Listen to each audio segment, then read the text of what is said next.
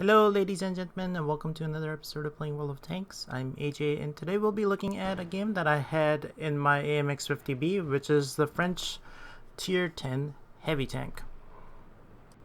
So first order of business, Happy New Year and Merry Christmas to all of you who are subscribed to this channel. The only reason why I didn't post any videos is because this is, for those of us counting, my 100th video for World of Tanks, and I wanted to make it somewhat of a special replay. I got a lot of replays, but nothing like super special until this one came around. So let's dive into this replay at once. For those of you new to the channel, what we do is we'll take a game that we did relatively well and see what we did wrong. The important thing to note is that what we are trying to do is we are just trying to learn how to play the game better than we are currently doing. So that's what these videos are all about. So, and if you like those kind of videos, feel free to subscribe to the channel, and there'll be more coming around shortly. Alright, first of all, the map that we're playing on is D-Day. Now, one thing to note is on this map, do not go towards the 1-2 line. The reason for that is that you're giving up not only a lot of space to the enemy, because you can't actually, once you go to the 1-2 line, you cannot actually fire back onto the enemy tanks that are in the middle. Also, you're giving the height advantage to the enemy. More often than not, they will abuse it and shoot you while you're driving around on the 1-2 line. Last but not least, it's also one of the slowest areas to go to and one of the longest ways around to the enemy cap. So if you go there, chances are the battle is going to be over by the time you reach the enemy cap, and you're going to get taken out by whatever tanks are left over. Our first kill in this game was for relatively straightforward. The Centurion Action X basically YOLO'd over the top for our T-54, and essentially I just doubled back just to make sure that he does not do more damage, and I finish him off just using one of my shots. Now I'm just biding my time trying to find a good engagement, and it sort of presents itself very shortly. I see that the I-7 actually breaks through the middle, and without any contest, just because we didn't send any tanks there. Most of our tanks went to the ridge that was lower than the one that he was contesting, so he had relatively easy time getting into our side of the map. And just like that, I managed to reload in time. I track him with my first shot, which is relatively important just because I wanted him to use his repair kit if he had one, or if he didn't have one, he was just gonna sit around and take the 1600 damage that I was going to pump in. He repairs his track, but it doesn't stop me from putting the next 3 shots in, which make him take 1600 damage, and mostly a one-shot for any of our tanks on our team. After the next reload, what I do is I go for the enemy light tanks that have been plaguing the middle, just because light tanks sort of like are very annoying if you leave them by themselves. So I didn't want the light tanks to sort of like have free reign of moving around and shooting us in the side. Since both of them were in the same area, it's relatively straightforward. I drive over the top. First of all, I take up the Type 62. Then I come down and try to take the T-54 lightweight. I use the auto aim to hopefully hit the T-54 lightweight, but unfortunately for me, one of the shots bounces. So next up, I turn my attention towards the TDs. I was hoping that one of them was not looking in my direction, but it seems like the 268 reacted to what I did and started to turn towards the middle in order to take shots. Consequently, I take cover behind the buildings and just bide my time, hoping that he turns the other way and I can put some shots into him.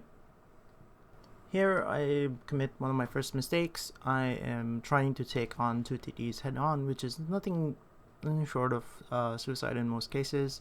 And the reason for that is that the TDs have good range, they can hide behind cover where they are now, and I will just be sitting here taking shots. The other thing is I'm basically wasting my potential as a tank. I could go somewhere else, use my mobility to affect the outcome in some other direction.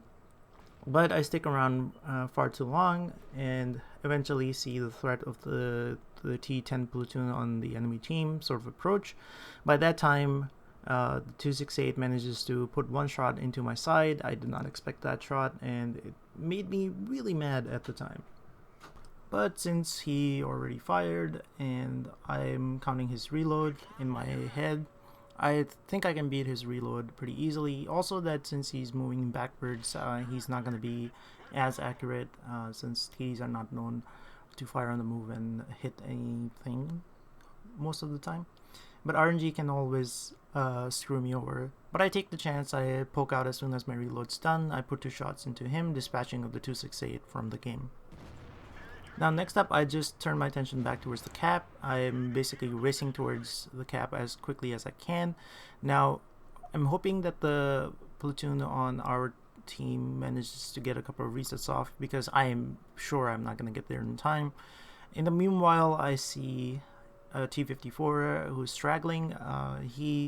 I try to fire on the move, but I just don't connect, and I don't want to ram him just because I don't want to put myself within a shot of the T-10s.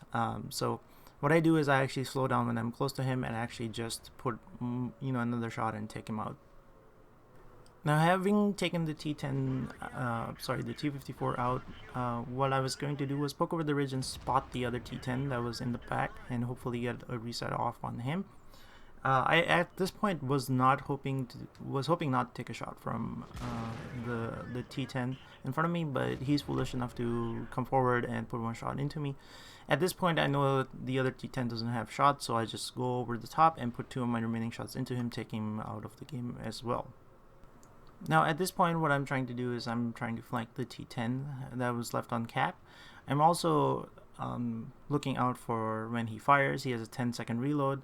I missed my first shot. I was hoping that I get him tracked. The second shot, he moves forward. I actually do track him. And third shot just manages to take him out.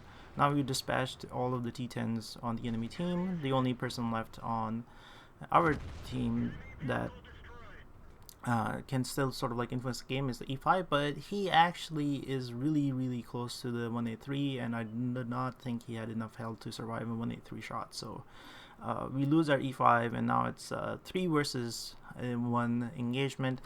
Now, my biggest fear was that the 183 would have moved up in somewhat of an aggressive position and tried to spot people who were coming for him. And this was what was going through in my mind, and that's why you see me sit in the bush trying to light him if he's actually doing that. The other thing that we could not do is we could not trade shots with the 183, so we had to be fairly close, all 3 of us. He was going to take one of us out, at least that's what I thought in my mind, and the rest of us would have to swarm him and hopefully finish him off. So I've been waiting on all of my teammates to be here and present, and I'm going to assist them as soon as they move in towards the 183. In the end, though, it's a relatively straightforward engagement. The 183 turns towards the M4A1, and I managed to put shots into him, taking him out and securing my Radley Walter. So hopefully you guys enjoyed this video, and feel free to like and subscribe. And thank you for sticking around with the channel and subscribing to it and leaving comments. It helps the channel enormously and also gives me motivation to make these videos. And I'll see you on the next episode of Playing World of Tanks.